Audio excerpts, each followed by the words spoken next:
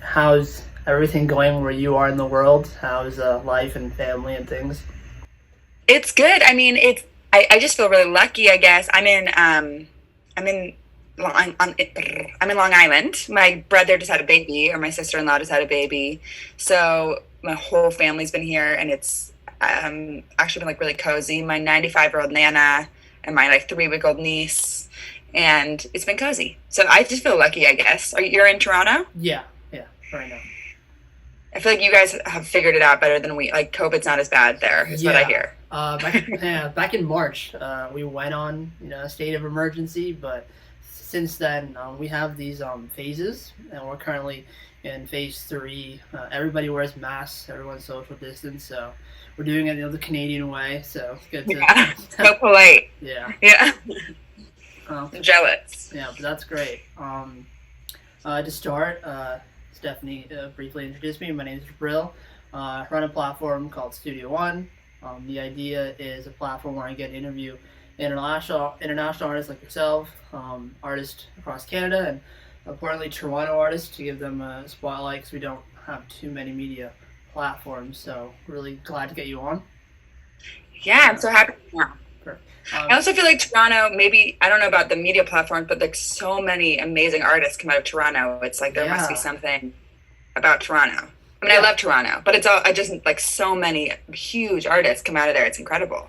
yeah. Being from Toronto, having Drake and The Weeknd and having these like massive artists, it's kind of Yeah. hard to see the fact that there's so many artists in Toronto that Hmm. are really struggling to really step up. Right. So I think it's this really strange parallel to have Toronto be so big on the world stage, but not have Right. kind of the same kind of feeling in the city. So I think that's why I kind of built this platform to kind of help a bridge and grow it out. Cool. Yeah. Before we really begin, can you just brief? I know we introduced ourselves. Can you briefly introduce yourself, and then we'll really start? Yeah, I'm Rozzi, and I'm an artist. My single Best Friend song just came out, and I'm so happy to be here. Amazing. So I knew you grew up in San Francisco. Tell me what that was like, growing up, and when did music kind of come into your life? Which kind of artists did you gravitate towards, or music playing in the Yeah. house? Yeah, I'm from San Francisco, and I mean, I knew I wanted to like be a professional singer in first grade. I sang a Jewel song in the first grade talent show, and that was like the lights out. This is what I'm gonna do moment for me. Yeah, Nobody in my family is an artist, not at least not professionally, but my parents love music, and I guess I grew up. So my first loves were like the Beatles, the Supremes, Bjork, Jewel, Dixie Chicks, um, Spice Girls. Like it was a very Fleetwood Mac. I discovered Fleetwood Mac in seventh grade when I was like, everyone was kind of bullying me in seventh grade, yeah, and Fleetwood Mac was like my saving grace.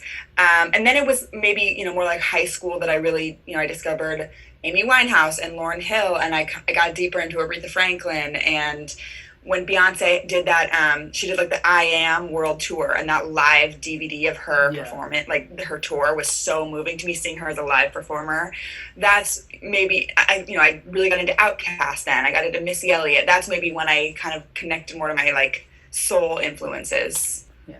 And interesting, you started writing poems at 9.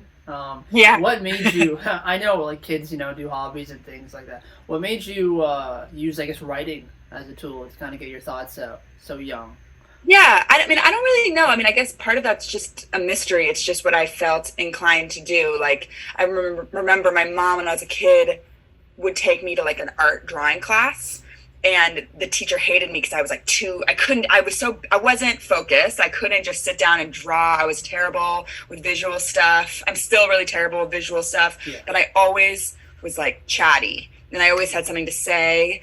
And so I guess words just always felt like my dad is a professor, and he's just has like he's really like brilliant writer, and in a little yeah, really more like analytical way than me.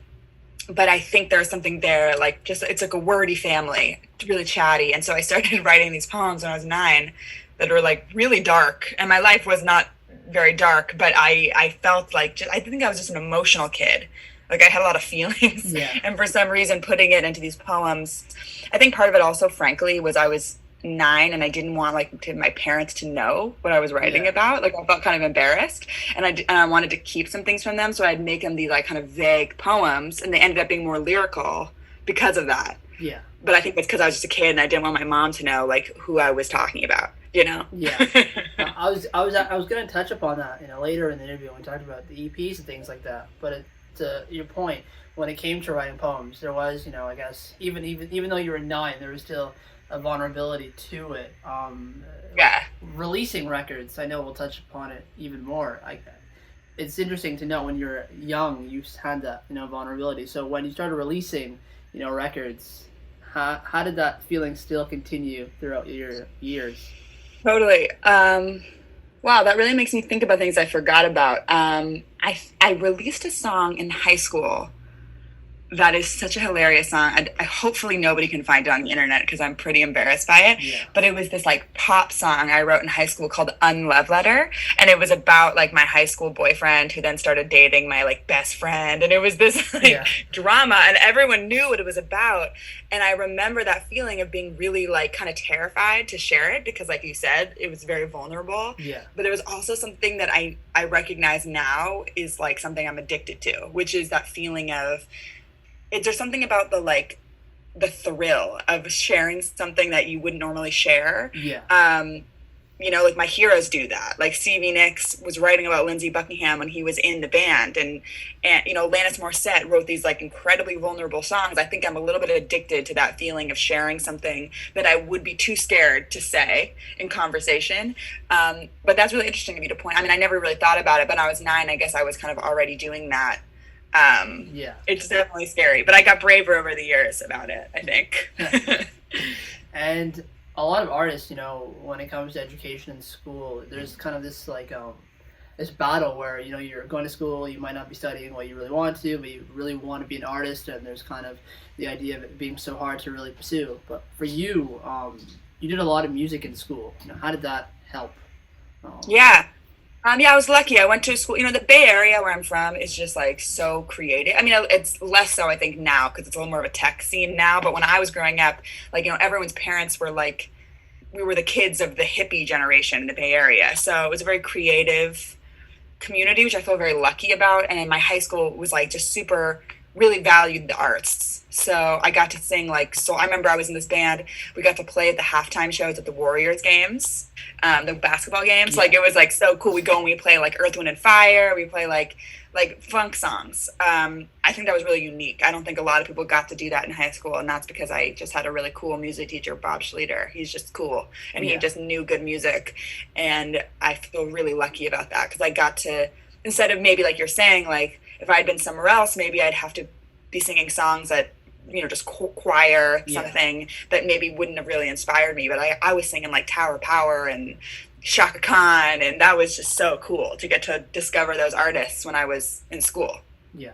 And when it comes to your voice, because it's really amazing, at what point, I know it, for an artist, it's hard to really gauge, like, am I really good? Like, you get that support and thing. That for you, when it comes to your voice, so who kind of told you you have something special? Because I know your voice is really, really strong. Do you remember anything like that, or? These are such good questions. I love this. I was really delusional for a long time. I really was like, I'm incredible. Like I remember when I was in 5th grade, I did this performance. I made my friends do a choreographed performance to Lady Marmalade. Yeah. Like we did this whole big, and I was Christina, and I remember being like, Mom, did I sound amazing or did I sound amazing? Yeah. And nobody was like, no one was like, you were amazing. That wasn't the vibe. I think some of the first people to do that, when I was in 7th grade, I was in a community theater rendition of Les Mis, and I was Eponine, and I sang this big ballad. It's called On My Own, and it was a really big moment for me as a young performer with lots of dreams. Yeah. And I remember this woman came up to me afterwards and was like, you connected to something in me. Like she hugged me and was like, I felt something when you sang. And I'll never forget that moment because I didn't know her and she didn't know me. And she was just someone who came to the show who must have known some other kid in the show. And I was like a kid. And that moment really stuck with me because I was like, oh, wow, how amazing I might have the opportunity to connect with people that I don't even know. Yeah. And then maybe a couple years later, when I started voice lessons, there's a teacher in the Bay Area. Her name's Amber Morris. She's just like a soul queen, and she, I think, has empowered like a generation of young women out of the Bay Area, whether they're professional singers or not. And she really made me believe that I could be good.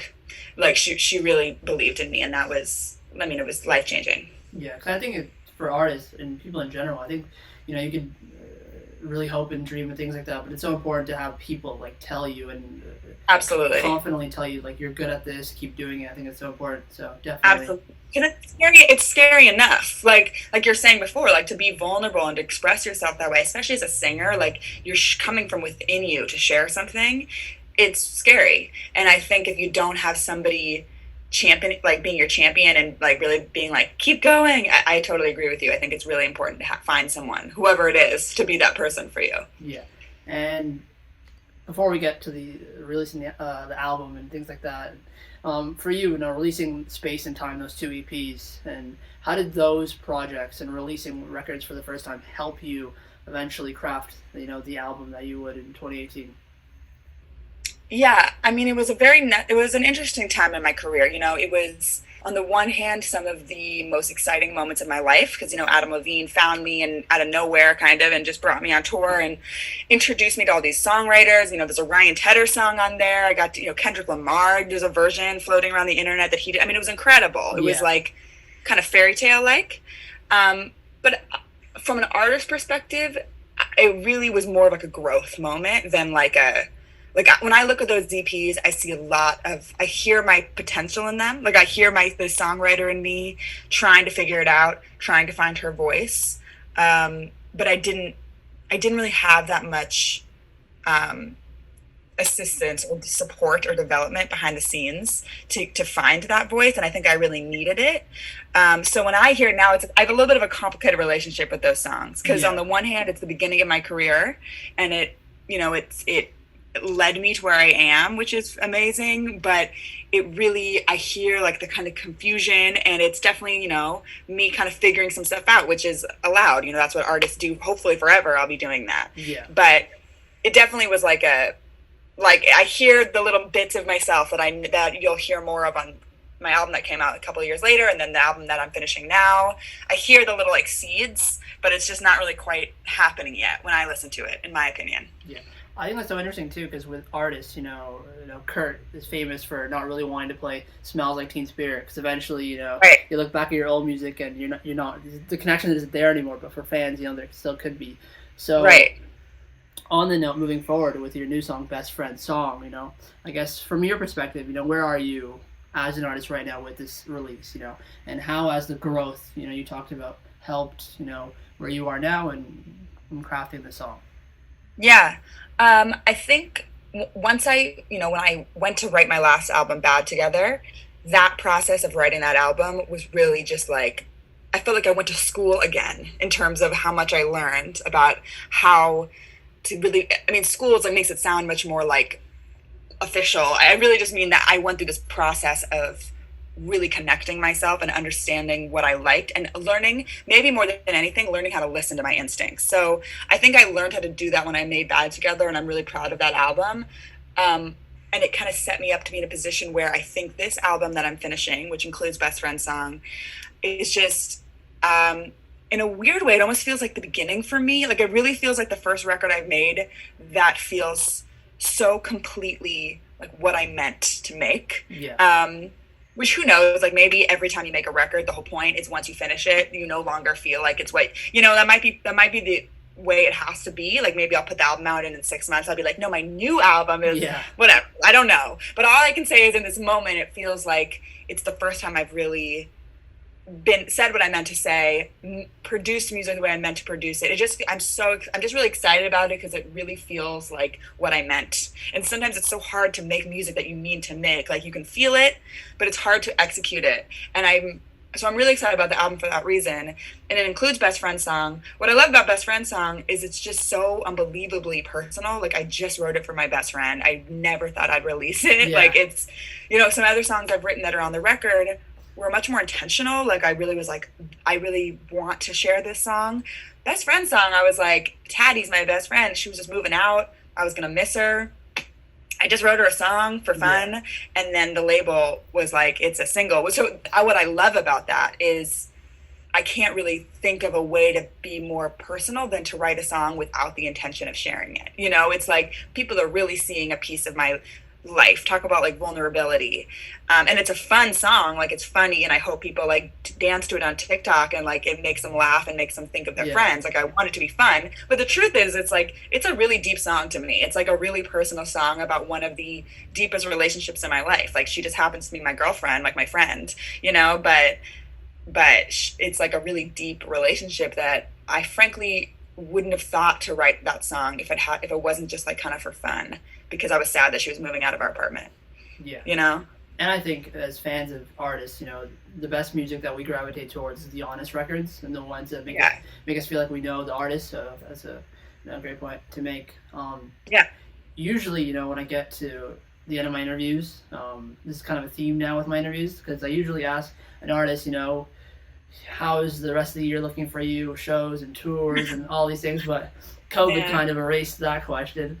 For you, over the years, it sounds like you're in an amazing space, whether it's the growth and making music that you really want to. Looking back, I know when you wrote poems when you were 9, you say now, I read that you say now that you're in a space where you're going back to that, and it's helping you, things like that. For you as an artist, what's something, I guess that could be a part too, but what's something that you've learned about yourself throughout this journey that has helped you, get to this point in your life and making music that you really want to?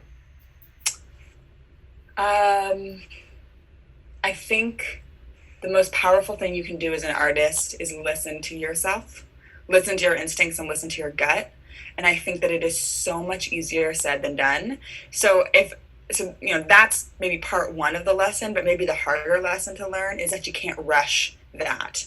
Like, you have to have patience with yourself. I needed to have patience with myself to get to a point where I was able to really listen to my instincts, to really know what my gut was telling me. Like, listening to your gut isn't something that you can just turn on. Like, that's muscle.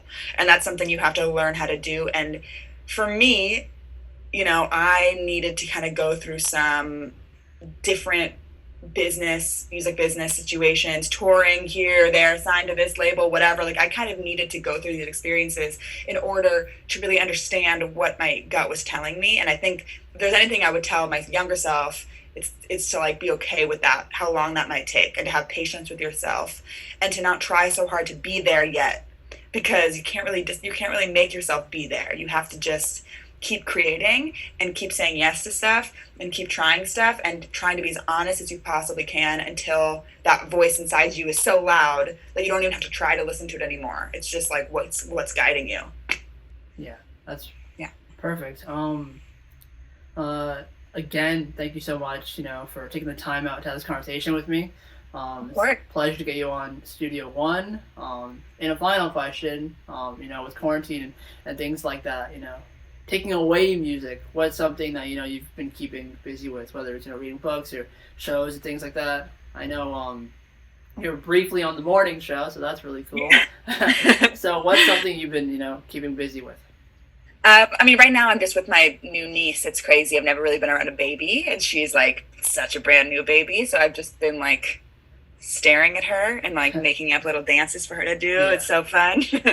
And I got a lot better at the piano in quarantine. I used to like let other people play the piano for me, but now no one is allowed to. So I've been playing a lot of piano and reading Oh, you know what I've been doing? I've been ordering books to not read. That's what I've been doing in quarantine. Ordering just book after book that I think I'm gonna love, and then just not reading it. That's been my quarantine look. I read a funny tweet. Somebody was like, "Start reading the books you buy," and it sounds like I feel attacked. Because that's so true. I know. I mean, I have a huge stack. I love to read, but the quarantine has not been a reading vibe. It's like it's too quiet. It's too shut off. Like the idea of like going further into like you're like something like that, like quiet, just felt like not what I'm trying to. I'm trying to like be in a Zoom party, getting drunk. That's really more what my quarantine energy has been. But yeah, again, absolute pleasure to have this conversation. Thank you so much. I really, really enjoyed talking to you. I really appreciate being included on your show. Hopefully, when the world spins on its axis again, I'll see you in Toronto for a show. Definitely. Yeah. Thanks so much. Bye. Have a good rest of the day. You too. Bye. Studio One.